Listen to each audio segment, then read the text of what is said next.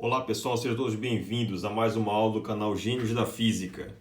Hoje nós vamos fazer uma aplicação, da matriz de rotação no plano real, tá?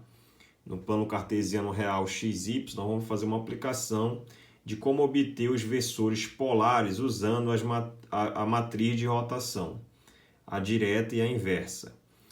Bem, há inúmeras aplicações de rotações na física, rotações no plano real, descrevendo movimentos, por exemplo, de objetos girando, em um dado ponto. Objetos que giram em determinado ponto podem ser descritos, sua rotação através da matriz de rotação. Então essa vai ser uma aplicação bastante rápida, direta e simples, da utilidade que a matriz de rotação ela, ela proporciona com o estudo, por exemplo, de vetores. Então veja só, você tem aquele velho sistema, XY cartesiano, no plano cartesiano, ele forma 90 graus entre si, e aí você tem um dado vetor R, e esse vetor R ele pode ser escrito em componente na direção X, nesse referencial S, e RY. Mas você também pode descrever esse vetor R,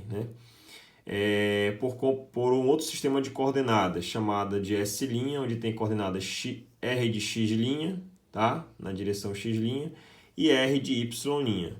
A rotação de um referencial em relação ao outro, os dois referenciais eles coincidem, aqui eles coincidem aqui a origem, tá?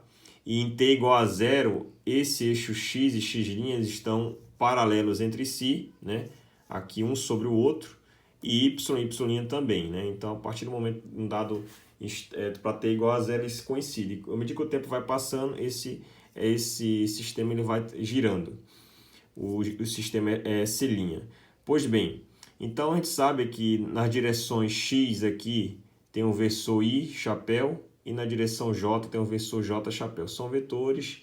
Versores são vetores de módulo 1, cuja a utilidade dele é basicamente só você orientar um certo vetor no espaço.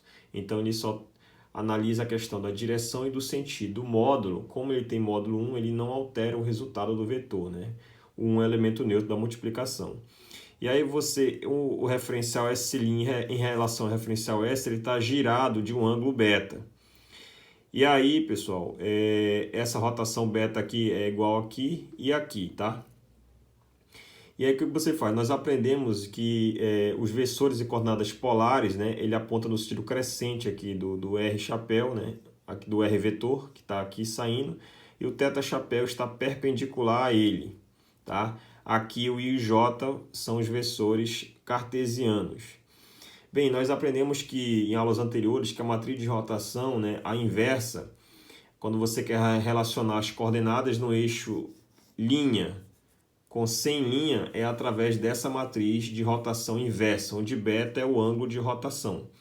Lembra que a matriz inversa ela é uma rotação de menos beta. Então, esse sistema S', em vez de ele estar girando no sentido aqui anti-horário, o sistema S' está girando no sentido horário, de um ângulo beta. Então, essa é a matriz de rotação inversa.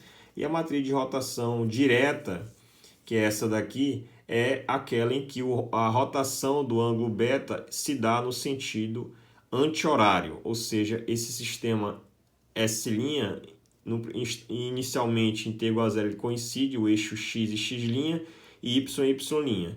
E aí esse sistema S' em vermelho vai girar no sentido anti-horário de um ângulo beta. Nesse caso, você tem a matriz de rotação direta de um ângulo beta aqui.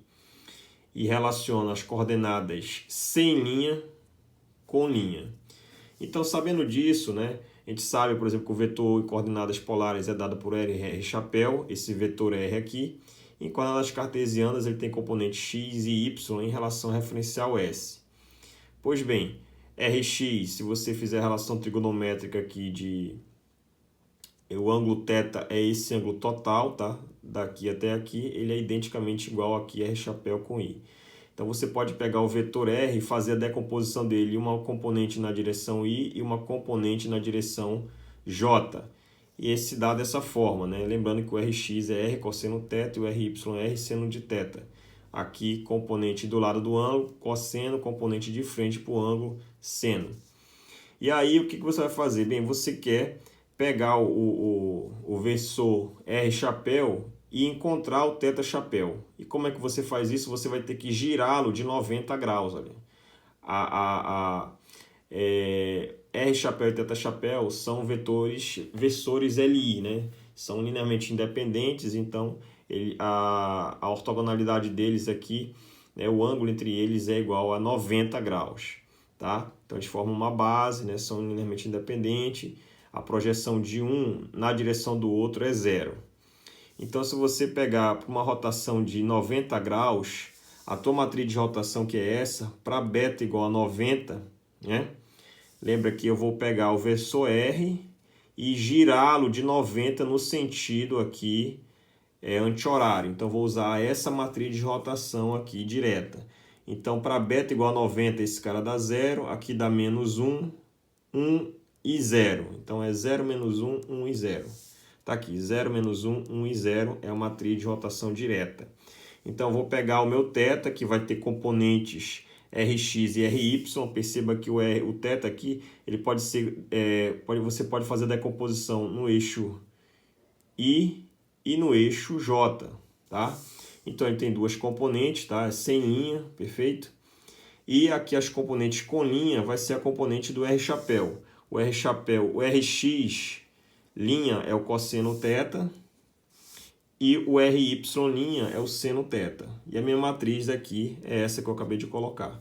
Você multiplica aqui linha por coluna, e você vai obter que Rx é sem linha, tá? Não tem linha, é menos seno de θ. E o Ry, ele vai ser cosseno de θ. A outra componente é zero. Então, o meu θ chapéu, ele pode ser escrito como sendo Rx mais Ry e J. E Rx é menos seno θ e o Ry é cosseno de θ. Então, está aqui o versor R chapéu, θ chapéu escrito em termos na componente I e na componente J. O que é interessante notar também, né, que você pode obter um em relação ao outro se você derivar esse cidadão em relação a θ. Esse cara aqui, cosseno, dá menos seno, deriva o seno, dá o cosseno. Tá? Então, um em relação ao outro é a derivada em relação ao ângulo. Né? Você vai obter a derivada do R em relação a θ, dá o θ chapéu, que é esse versor aqui que está apontando perpendicularmente aqui ao R.